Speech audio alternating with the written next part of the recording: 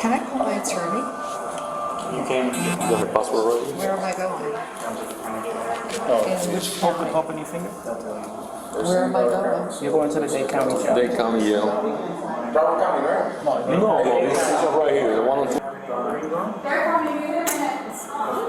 November 13th, 2023, a typical, humid night at Miami International Airport. Amidst the neon lights and the relentless hum of travelers, an elderly couple walks through the crowded corridors. Their destination, Dubai. One-way tickets, passports ready, bags checked.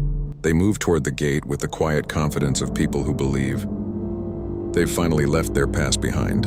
But what this couple doesn't realize is that they aren't alone. For hours, plainclothes officers have been ghosting their every move, blending into the crowd, watching every step, waiting for the perfect moment. As the 73-year-old woman hands her boarding pass to the agent, the trap snaps shut. Officers close in, forming a silent circle around her. No shouting, no commotion, just a lead detective stepping forward to take her passport. This is Donna Adelson. As police lead her toward a secluded area of the airport, her reaction is chilling. There is no panic, no trembling, no theatrical display of shock. Instead, there's a cold, haunting indifference, as if she's been rehearsing this exact moment in her head for nearly a decade. The officer looks her in the eye. "Donna, you are being arrested for first-degree murder." She doesn't scream. She doesn't protest her innocence. She simply glances at her husband, then silently extends her wrists for the handcuffs.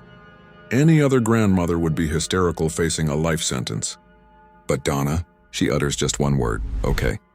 To understand the motive behind this execution, we have to look at the wreckage of a broken marriage. Markel and Wendi Adelson weren't just divorced, they were locked in a psychological war that Tallahassee had never seen. Dan was a high-achieving law professor, a man who valued logic and order. But in private, his life was a battlefield. The conflict wasn't just about money, it was about the ultimate prize: their two young sons. Wendi wanted to relocate the children to South Florida to be closer to her wealthy and influential family. Dan refused. He wanted to be a present father, and he fought her in court with the same brilliance he used in his legal lectures. The Adelson family, led by the matriarch Donna, viewed Dan as an outsider, an enemy. Donna's emails to her daughter revealed a deep-seated hatred. She referred to Dan in derogatory terms and pressured Wendi to take drastic measures to win the battle. In the Adelson household, Dan Markel was an obstacle that needed to be removed. The tension reached a boiling point just days before the murder. The court was about to rule on motions that could have restricted Donna's access to the children. For a woman who lived for control, this was unacceptable. July 18, 2014. A sweltering morning, Dan Markel follows his routine, dropping his sons at the daycare, unaware it's the last time he'll ever see them. He was a man of strict discipline, and that very discipline became the ultimate weapon for his killers. A silver Toyota Prius had been prowling the neighborhood for days. Inside were two men, Sigfredo Garcia and Luis Rivera. They weren't high-level assassins, they were street-level. Criminals from North Miami, hired to do a job they barely understood. As Dan pulls into his driveway and begins a phone call, the Prius glides in behind him. One man steps out. Two shots fired through the driver's side window, point blank. The bullets shatter the glass and Dan's life in a split second. The killers sped away, leaving the law professor bleeding in his own driveway. They thought they were ghosts. They thought they had committed the perfect crime.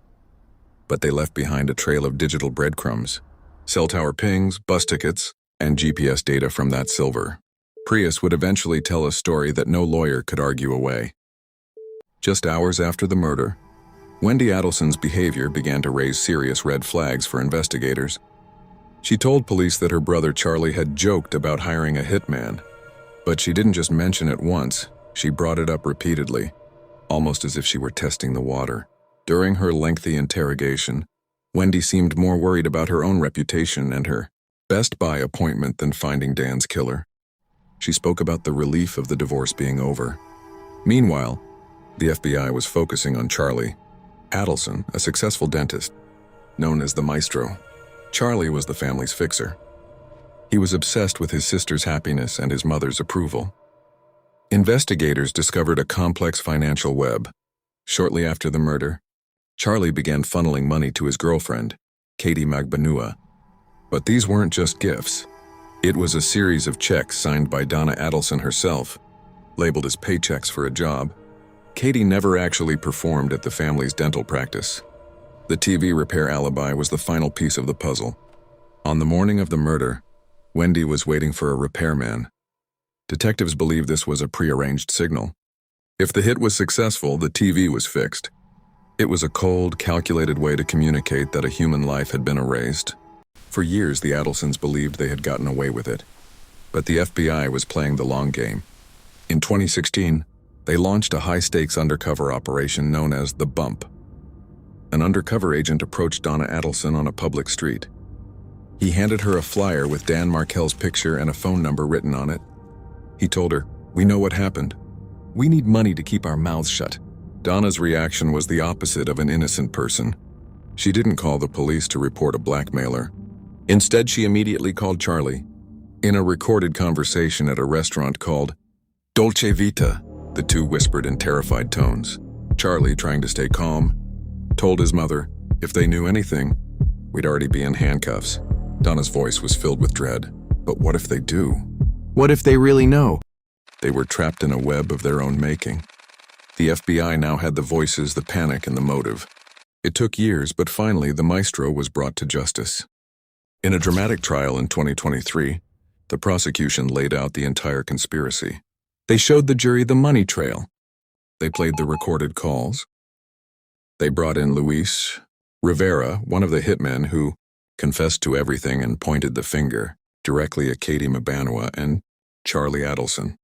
Charlie tried to argue that he was the victim of extortion, that the hitmen had killed Dan on their own and were now forcing him to pay. The jury didn't buy it for a second. The verdict was unanimous, guilty on all counts. As Charlie was led away to serve a life sentence without the possibility of parole, the spotlight turned back to the woman who started it all. Donna Adelson knew her time was up. She didn't wait for the handcuffs. In a desperate final act of defiance, she booked a flight to Dubai, a country she believed would protect her from American law. She packed her life into a few suitcases, left her luxury home behind, and headed for the airport in the dead of night. She was standing at the boarding gate, just minutes away from freedom, when the FBI finally closed the circle. Today, the Adelson legacy is one of iron bars and shattered lives. The grandmother who wanted control is now controlled by the state. The son who wanted to be the hero is now a ghost in the prison system. But the mystery of Wendi Adelson remains the most haunting part of this story. She has changed her children's last names. She has moved away from Tallahassee. She maintains her innocence to this day. But ask yourself this. In a family as tight-knit as the Adelsons, where every legal motion and every dollar was discussed at the dinner table, can you really believe she was the only one kept in the dark? What do you think? Was Wendi the innocent sister or the ultimate architect of this tragedy? Let us know your theory in the comments below.